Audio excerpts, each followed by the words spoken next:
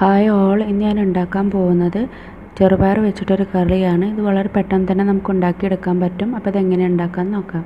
അപ്പോൾ അതിന് വേണ്ടിയിട്ട് ഞാനൊരു കപ്പ് ചെറുപയർ എടുത്തിട്ടുണ്ട്. പിന്നെ ഒരു മീഡിയം സൈസ് തക്കാളി, ഒരു 2 പച്ചമുളക്, പിന്നെ താളിക്കാൻ വേണ്ടിയിട്ട് ചെറിയുള്ളിയും കറിവേപ്പിലയും. അപ്പോൾ ഇത് വെച്ചിട്ട് എങ്ങനെയാണ് നമുക്ക് ഉണ്ടാക്കാൻ നോക്കാം. അപ്പോൾ ചെറുപയർ തലേ ദിവസം രാവിലെ വെള്ളത്തിൽ കുതിർത്ത് വെച്ചതാണ്. അപ്പോൾ ഇത് ചെറുതായിട്ടൊന്ന് മുളച്ച് വന്നിട്ടുണ്ട്. അപ്പോൾ ഇത് വെച്ചിട്ട് എങ്ങനെ കറിയാക്കാൻ നോക്കാം. ഞാൻ കുക്കറിലാണ് ഇത് ഉണ്ടാക്കുന്നത്. നമ്മൾ കുക്കറിലോട്ട് ഒരു കപ്പ് ചെറുപയർ ഇട്ട് കൊടുക്കുകയാണ്.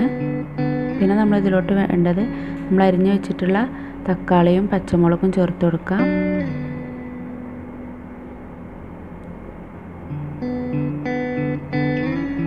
പിന്നെ ഇതിലോട്ട് വേണ്ടത് ഒരു 3 കപ്പ് വെള്ളം ചേർത്ത് കൊടുക്കുക.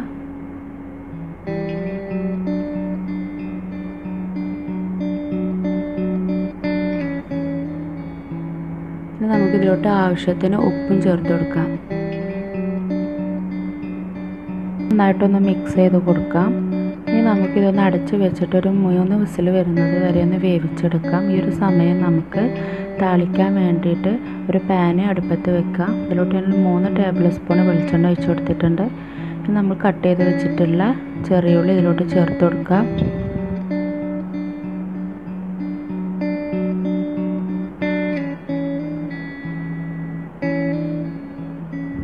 എന്നിട്ട് നന്നായിട്ടൊന്ന് മിക്സ് ചെയ്യാം. ഇനി നമുക്കിതൊരു ബ്രൗൺ കളറാവുന്നത് വരെ ഒന്ന് വെയിറ്റ് ചെയ്യാം.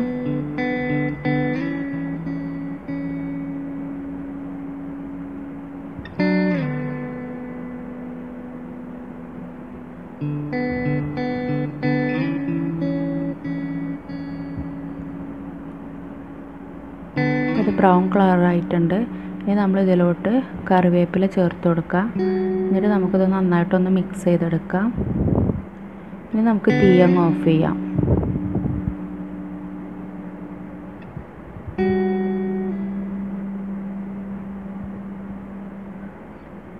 ഇപ്പം നമ്മുടെ ചെറുപയർ ഇവിടെ 3 വിസിലൊക്കെ വന്ന് പ്രഷറെല്ലാം പോയിട്ടുണ്ട്. ഇനി ഞാനിത് ഓപ്പൺ ആക്കി നോക്കുകയാണ്. അപ്പം നന്നായിട്ട് വെന്തിട്ടുണ്ട് ചെറുപയറൊക്കെ.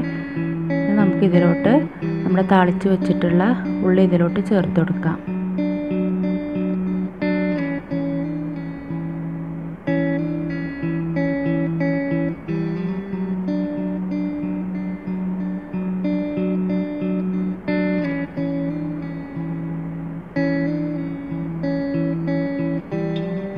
നന്നായിട്ടൊന്ന് മിക്സ് ചെയ്യാം.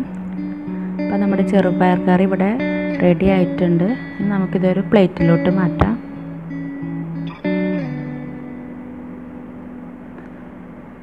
എല്ലാവരും ഇതൊന്ന് ട്രൈ ചെയ്ത് നോക്കാം. അപ്പോൾ നിങ്ങൾക്ക് വീഡിയോ ഇഷ്ടമായെങ്കിൽ ഷെയർ ചെയ്യാനും ലൈക്ക് ചെയ്യാനും മറക്കരുത്. Thank you.